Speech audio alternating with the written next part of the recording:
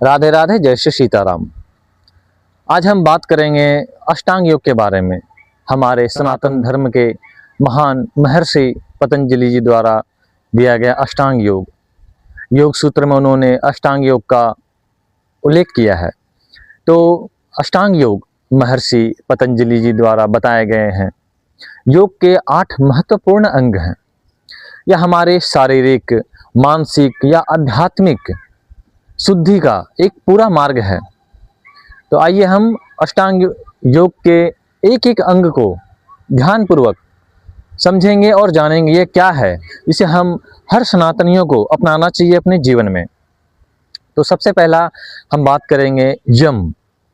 यम अष्टांग योग का सबसे पहला यम नियम और संयम एवं सामाजिक आचरण। हमें समाज में किस प्रकार रहना चाहिए।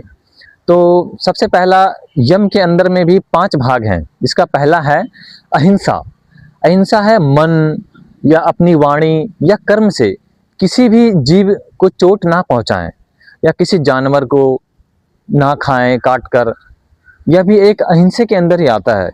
यानी कि मन, वाणी या कर्म से किसी भी जीव को चोट ना पहुंचाना, यह हमें अहिंसा सिखाता है।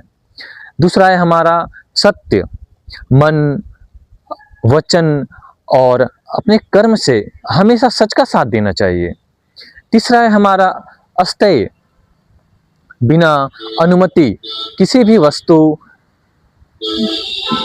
अस्तेय बिना अनुमति किसी की वस्तु ना लेना या चोरी ना करना, यह हमें अस्तेय सिखाता है।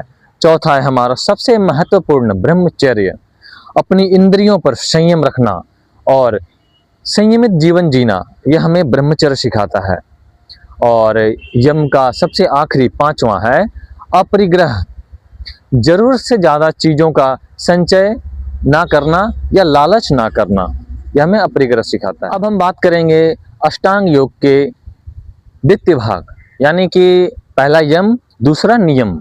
तो नियम में क्या है? व्यक्तिगत अनुशासन। हमारा व्यक्तिगत अनुशासन किस प्रकार होना चाहिए, इसके भी 5 भाग हैं। यम के भी 5 भाग थे और नियम में भी 5 भाग हैं। तो सबसे पहला आता है शौच, यानी कि शारीरिक और मन दोनों की बाहरी व आंतरिक पवित्रता। दूसरा भाग है हमारा नियम में संतोष। हर हाल में खुश और संतुष्ट रहना, यह हमें संतोष सिखाता है। तप, नियम में तीसरा भाग है हमारा तप। बिना घबराए कठिन परिस्थितियों में भी अपने लक्ष्य पर टिके रहना। चौथा है हमारा स्वाध्याय। खुद को बेहतर बनाने और अच्छे ग्रंथों का अध्ययन करना। अच्छे ग्रंथों जैसे हमारे सनातन संस्कृति में अब श्रीमद् भागवत गीता जी, योगेश्वर चंद्र भगवान श्री कृष्ण जी के द्वारा हमें श्रीमद् भागवत जी का ज्ञान दिया गया। श्रीमद् भागवत पुराण का अध्ययन करें, वेदों का अध्ययन करें, शास्त्रों का अध्ययन करें। हमारे सनातन धर्म में अभी मौजूद हैं प्रेमानंद जी महाराज, शंकराचार्य जी, सदगुरु निश्चलानंद सरस्वती जी। हमें इनके वाणी का, जो इनके सत्संग होता है, वो हमें सत्संग सुनना चाहिए, हमें अपने जीवन में अपनाना चाहिए, जिससे हम अपने धर्म को और अच्छे से जान सकें। चौथा, 5वां है हमारा ईश्वर प्राणिधान। अपने सभी कर्मों को ईश्वर को समर्पित करना। हम अपने सभी कर्मों को तभी ईश्वर को समर्पित करेंगे जब हम आंतरिक शौच, संतोष, तप, स्वाध्याय द्वारा परिपूर्ण हो, तभी हम ईश्वर को प्राणिधान करेंगे। हम अच्छे कार्य को ही ईश्वर को अर्पित कर सकते हैं, बुरे कर्म हम कभी नहीं कर सकते।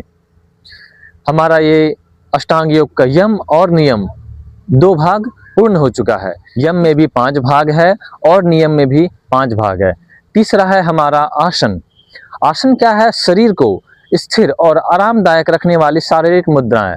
इस मुद्राएं से हम अपना आसन को पूर्ण करेंगे शरीर को स्वस्थ रखने के लिए। तो हमारा यम, नियम और आसन। चौथा है हमारा प्राणायाम। प्राणायाम क्या है? हमारा श्वास और प्राण पर नियंत्रण रखने की प्रक्रिया को प्राणायाम कहते हैं। रेचक और पूरक के माध्यम से हम प्राणायाम करते हैं, जिससे हमारा सुषुम्ना नाड़ी एक्टिव होता है, जो हमारे 7 चक्रों को एक्टिव करती है। रेचक, पूरक और सुषुम्ना नाड़ी को एक्टिव करते हैं हम प्राणायाम के माध्यम से। 5वां है हमारा 5वां अंग प्रत्याहार। प्रत्याहार अपनी इंद्रियों को बाहरी विषयों से हटाकर जो हमारे भीतर की ओर केंद्रित करता है। प्रत्याहार अपनी इंद्रियों को बाहरी विषयों से हटाकर अपने भीतर की ओर केंद्रित करना, ये प्रत्याहार कहलाता है। छठा है हमारा धारणा। धारणा क्या है? मन को किसी एक बिंदु, अपना एक फोकस पॉइंट होना चाहिए, किसी एक बिंदु या एक स्थान पर एकाग्र करना, यह हमारा छठा अष्टांग योग का अंग धारणा। मन को किसी एक खास बिंदु या एक स्थान पर एकाग्र करना, यह धारणा कहलाती है। अष्टांग योग का हमारा सातवां अंग ध्यान। ध्यान उसी एकाग्रता की स्थिति को लंबे समय तक बनाए रखना, यानी कि हम धारणा में जो किसी एक फोकस पॉइंट पे जो हम अपने मन को एकाग्र करते हैं, उसी को जारी रखते हुए ध्यान, उसी एकाग्रता की स्थिति को लंबे समय तक बनाए रखना ध्यान कहलाता है। अष्टांग योग का सबसे आखिरी समाधि। समाधि साधना की वह अंतिम अवस्था जहां साधक और उसका इष्ट एक हो जाता है। समाधि साधना की वह अंतिम अवस्था जहां साधक और उसका इष्ट एक हो जाता है, वह समाधि कहलाती है। ये थी हमारी महर्षि पतंजलि जी द्वारा दिए हुए अष्टांग योग का पूर्ण विवरण। महर्षि पतंजलि जी के द्वारा दिया गया यह अष्टांग योग हमें, यानी कि भारतीय संस्कृति को जोड़े रखती है, जो हर सनातनियों को यह अष्टांग योग अपने जीवन में महत्वपूर्ण अवश्य ही अपनाना चाहिए, जो हमें अपने आत्मा और परमात्मा का बोध कराती है। तो ये थी हमारी अष्टांग योग, यानी कि हम अपने जीवन को किस प्रकार जिएं और भगवत प्राप्ति की तरफ बढ़ें, जो हमें एक इष्ट और अंतिम हमें समाधि की तरफ लेकर जाए। तो हम सभी इसे अपनाएंगे और भारत को विश्व गुरु बनाएंगे। ये अष्टांग योग की वीडियो आप लोगों को कैसी लगी, ये कमेंट सेक्शन में जरूर बताएं।